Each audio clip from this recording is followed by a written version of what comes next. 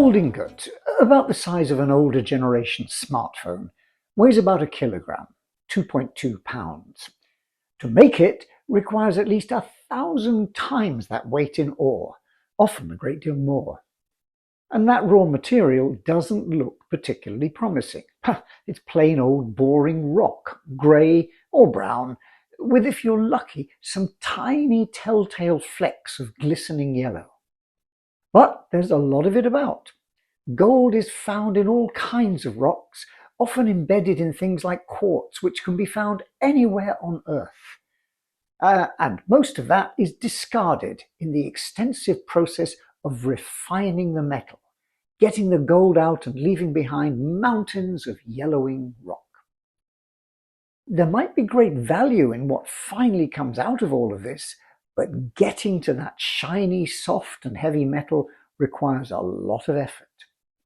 The idea of lucky prospectors panning for gold and finding a pure, clean nugget glinting away below the surface of the water is as far from reality as the presence of unicorns dipping their mythical heads to drink from the stream.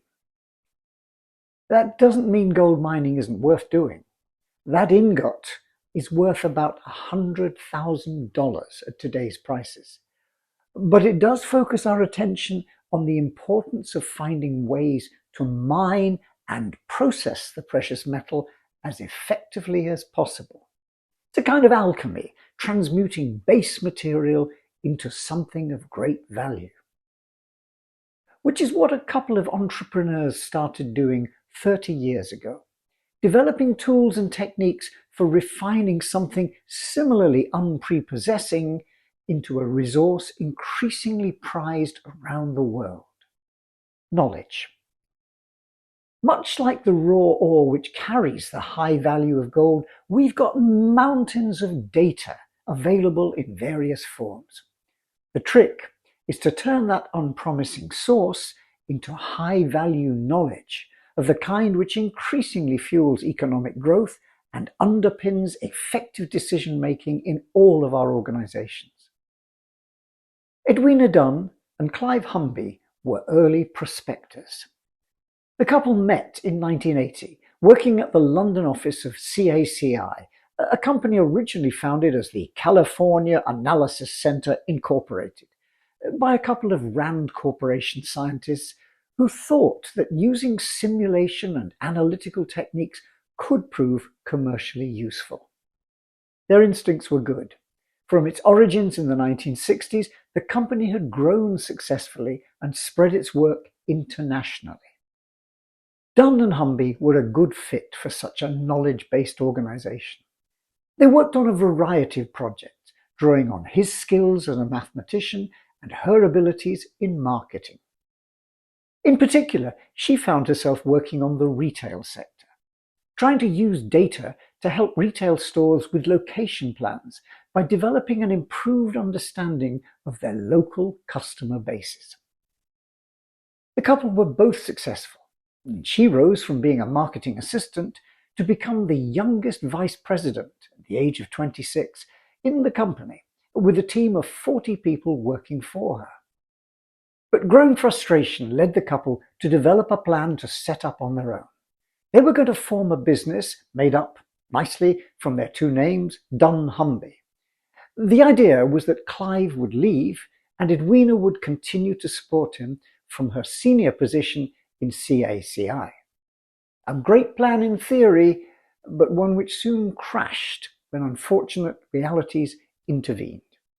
Within 10 minutes of his submitting his resignation, she was sacked by the company, leaving the couple sitting round a kitchen table in their home in Chiswick, West London, with some great ideas and a vision for how data science might change the world, but not a lot actually coming in to help them make ends meet. Using her marketing skills and his knowledge of the key mathematical tools and how to use them, they set about trying to promote their big idea. Their value proposition was around helping businesses unlock the hidden value in the data which they'd already collected and which could offer deep insights into their customer base. An early success came with signing the Booker Cash and Carry Group as their first client, which gave them a foothold in the retail world. But it also brought a major problem, because their former employer began a lawsuit claiming that they were using confidential knowledge, which the couple had been party to when working for them. In an interview, Edwina Dunn explained that this was rubbish because we'd invented the knowledge, or at least Clive had. But it put them under severe pressure. If they fought, they risked losing their home and everything that they'd built up. As she said, it was incredibly stressful. There was a big moment where we looked at each other and knew we could lose everything. They could break us. But we came to terms with the fact that if we lost everything, including the house and what we'd saved so far, we'd start again. That was a moment where you realize you're quite strong, and you have to be in order to survive. Fortunately, they eventually won their battle in the High Court and were able to concentrate on developing the business, bringing their vision of helping firms use data effectively to life. Now, one of the key advantages which they had was an understanding of just how valuable data could be at a time when organizations didn't. Indeed, for many organizations, data was seen as a cost rather than an asset. Once collected for whatever purpose, it was too expensive to store, still less analyze, because computer power was still expensive. dunnhumby's alternative strategy was based on using data analytics to create a deep understanding of customers at a differentiated level so that clients could target sales promotions and engineer deals much more accurately. And over their first couple of years, they worked from home, keeping the costs as low as possible, paying themselves very little as they refined the plan and gradually grew the business. Of course, a key challenge for them, analogous to gold mining, was getting access to suitable raw material. They needed data sets just as gold miners needed deposits of ore. Their big breakthrough came when they were invited to a meeting with the Tesco supermarket chain to talk about their ideas. Grant Harrison, a Tesco manager responsible for the rollout of a new loyalty card for the chain, had seen Clive Humby at a conference and was interested in the ideas he was putting forward. Time for a quick detour trip into the wonderful world of customer loyalty programs. Rewarding customers for their loyalty to a shop or a brand isn't a new idea. Indeed, it's been around since the middle of the 18th century, when a United States merchant began giving small copper tokens which could be redeemed for purchases in his store. In the mid-19th century, the UK's Cooperative Wholesale Society, the Co-op, began rewarding its customers with tokens which could be saved up and redeemed for cash or goods. Across the pond, the Great Atlantic and Pacific Tea Company began putting coupons in its packets of tea, again, which could be redeemed for gifts in a catalogue. By 1915, customers could choose from over 60 luxury items on offer. This idea soon spread with an increasing number of retailers offering rewards for loyalty to shoppers in the form of tokens, stamps, or points which could be collected. Frequent flyers were rewarded for traveling with the same airline. Drivers could receive loyalty points to get discounts on fuel, and shoppers could collect stamps to be redeemed for an ever-increasing range of goods and services. New businesses emerged, acting as the brokers, supplying the stamps or tokens and operating the schemes on behalf of major clients. Now, the idea underpinning this long-standing business was essentially about getting close to and keeping customers. A byproduct was the information that some of these schemes could reveal about customer identity and behavior. Something which the team at Tesco saw as a possibility when it was planning the launch of its Clubcard, as a points-based loyalty program in the early 1990s. Early trials of their idea suggested that in addition to the usual benefits of keeping customers loyal to the brand, the Clubcard might also give them access to useful customer insights which could help future planning. Grant Harrison's early work suggested it might be possible to mine the data about transactions made using the card, but talking with major IT service companies suggested the costs and timescale for something to do this would be quite significant. Faced with estimates suggesting a development time of maybe 3 years and a cost running into tens of millions of pounds, he thought it worth exploring what some outsiders, like dunnhumby, might be able to offer. Well, their initial offer proposed a 10-week development project with a cost of around £250,000. Not surprisingly, he decided to take the risk of seeing what they could come up with. dunnhumby developed a version of the Clubcard, which was trialled in 9 stores over a 3-month period. And they presented their results at the end of that time and caught the attention of increasingly senior management in Tesco. Eventually, they were invited to present to the Tesco board. Their report was met by a long and awkward silence. It was finally broken by Lord Maclaurin, the chairman, who memorably captured the huge implications of what the couple had presented. "What scares me about this is that you know more about my customers after 3 months than I know after 30 years. What began as a short-term consulting project was transformative for both sides.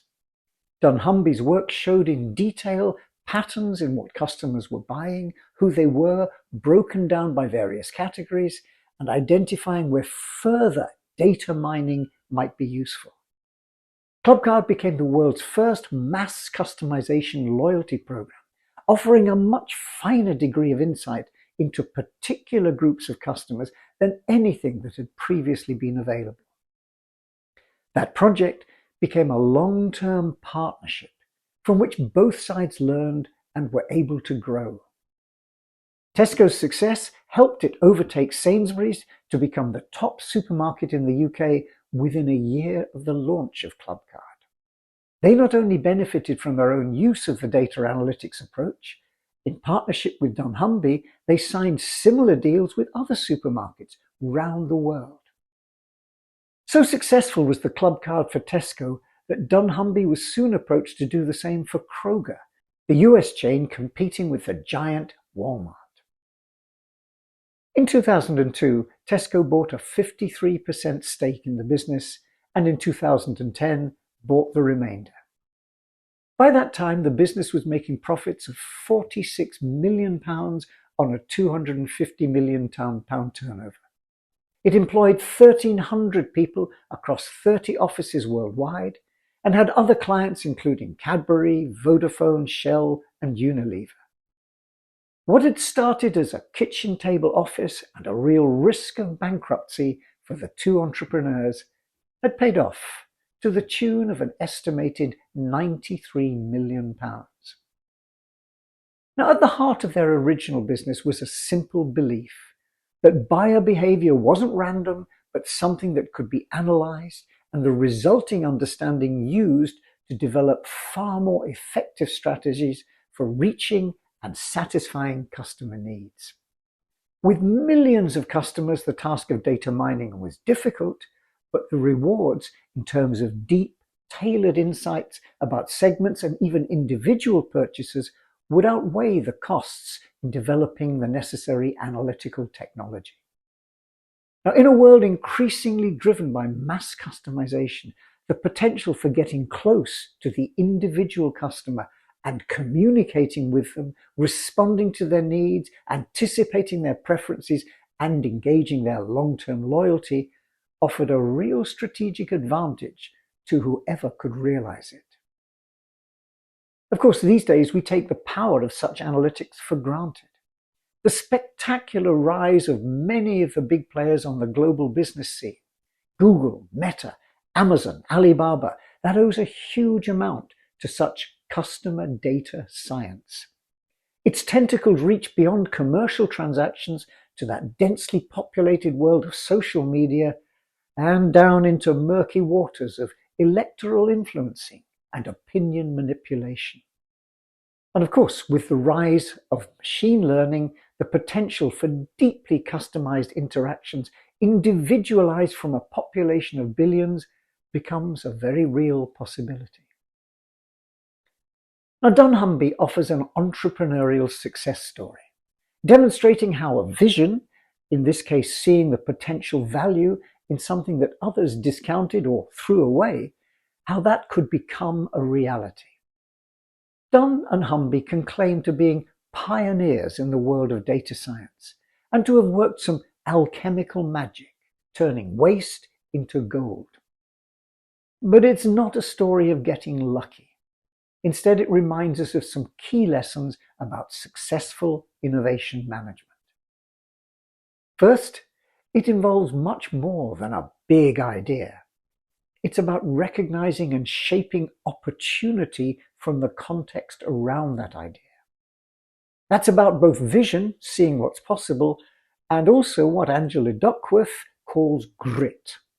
Being able to put in the hard work to bring that idea to life and coping with the setbacks and unexpected challenges which the journey will throw up. Perseverance and resilience are qualities which the couple clearly had in spades, not least when they were sitting round that kitchen table with no income, no clients, and the threat of a lawsuit putting their self-belief very much to the test. But their success wasn't built on a magic single idea which turned out to be just what Tesco needed, right idea, right place, right time. No. It was much more along the lines of Louis Pasteur's famous dictum, chance favors the prepared mind. In their case, they were able to respond quickly and effectively to the Tesco challenge because of the deep knowledge that they'd already acquired, developing and honing the tools of their trade. Nor was it something which happened overnight. It's a story of scaling a great idea through careful strategic development. But at the core is a commitment to the knowledge base, that core competence which enabled them to enter and pioneer this field of customer data science, CDS. They hired smart people, built close relationships with universities who helped them identify the talent needed to contribute to their growing workload. When they started with Tesco, they employed 30 staff. This number doubled every year over the next 5. They created an academic partnerships program, developed research links with world-leading institutions, the kind of thing which has helped them stay abreast of the science shaping the future of their industry. Scaling innovation is a multiplayer game, and in many interviews the couple have repeatedly drawn attention to their commitment to developing partnerships as a way of growing. Their early and close relationship with Tesco was a deep and a long-term one. An indicator of that was the level of trust which developed between them, to the point where dunnhumby had access to all of Tesco's cost information. They were able to see the profit margin of every product sold in the stores, and with that kind of data, it became possible to develop some of the elements of the Clubcard approach which gave it such a competitive edge, but it depended on deep trust. They developed similar close links with other players like Kroger as they grew their business. Building a value network in this fashion enabled them to leverage resources, open up market access, and develop enhanced solutions and services.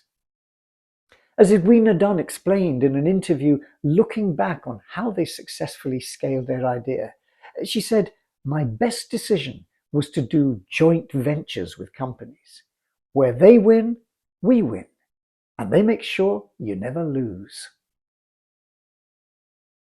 Now there's a famous old Yorkshire expression from the north of England, "Where there's muck, there's brass, which roughly translated suggests that sometimes there's real value in what might otherwise be seen as worthless.